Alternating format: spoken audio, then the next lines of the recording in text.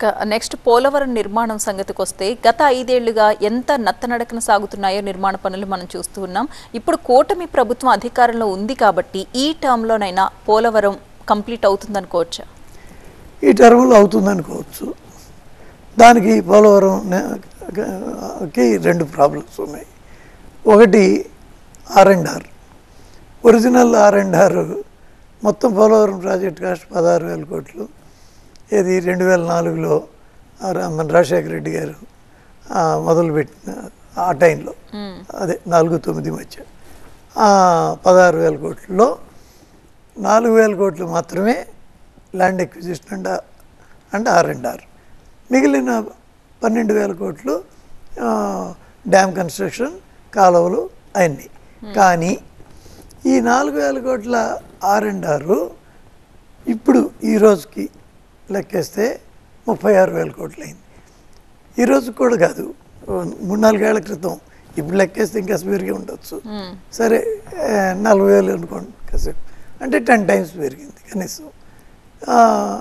40,000 కోట్లు ఎక్కడ 4,000, ఎక్కడ 40,000, చాలా పెరిగింది. సరే, దానికి ఎన్నో కారణాలు ఉన్నాయి. అంత డీప్గా నేను చెప్పగలను, కానీ అది డీప్గా వెళ్ళాల్సిన సబ్జెక్ట్ కాదు అది. సో పెద్ద ఎత్తున నిధులు కావాలి, అది నేను చెప్పదలుచుకున్న విషయం.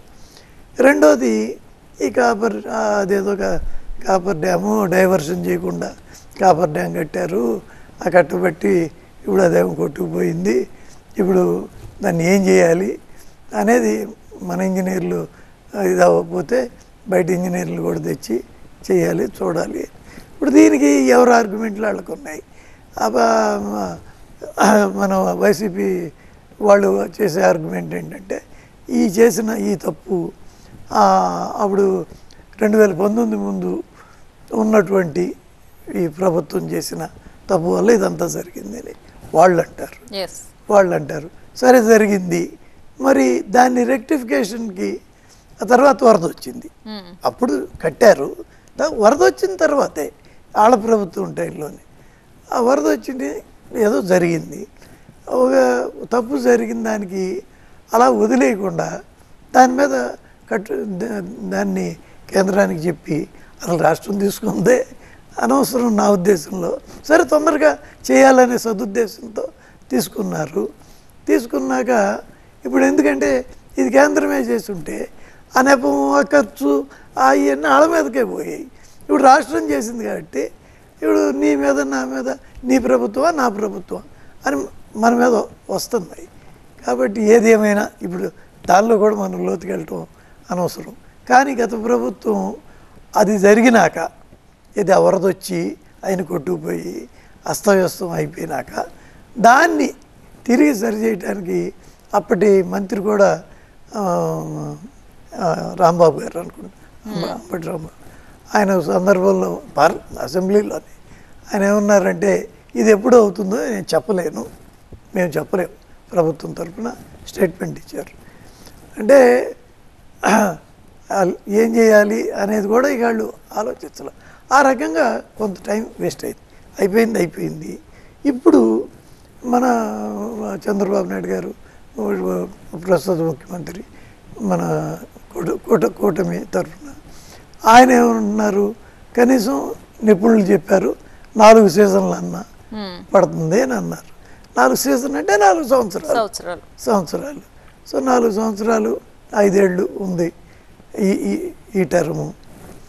కరెక్ట్గా బాగా చేస్తే అది 5 ఏళ్ళలో పూర్తి అవ్వచ్చు. అటు నిధులు విషయం చెప్పాను, ఇటు టెక్నికల్ ప్రాబ్లం చెప్పాను.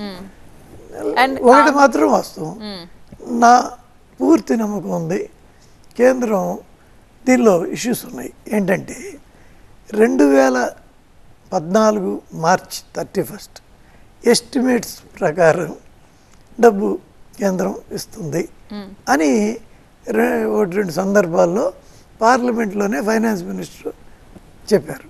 కానీ అదే ఎన్డీఏ మోడీ గారి ప్రభుత్వంలో జలవనరుల శాఖ మంత్రి మొత్తం బాధ్యత మేమే తీసుకుంటాం, ఎంత ఖర్చు అయినా చేసేస్తామని వారు అన్నారు.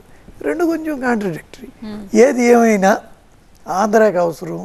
ఇవాళ ఎన్డీఏ ప్రభుత్వం వచ్చింది, మనకి ఇష్యూ ఉంటే కాస్త కోస్త ఒరిస్సాతో ఉంది, ఎందుకంటే అక్కడ కొంత సబ్మెర్జెన్స్ జరుగుతుంది. దానికి ఇప్పుడు అక్కడ కూడా బీజేపీ ప్రభుత్వం వచ్చింది కాబట్టి నా ఉద్దేశంలో దాన్ని కూడా వాళ్ళతో కూడా మాట్లాడి ఈ ప్రాజెక్టు ఈ 5 సంవత్సరాల్లో ఈ టర్మ్లో ఇది పూర్తవుతుంది.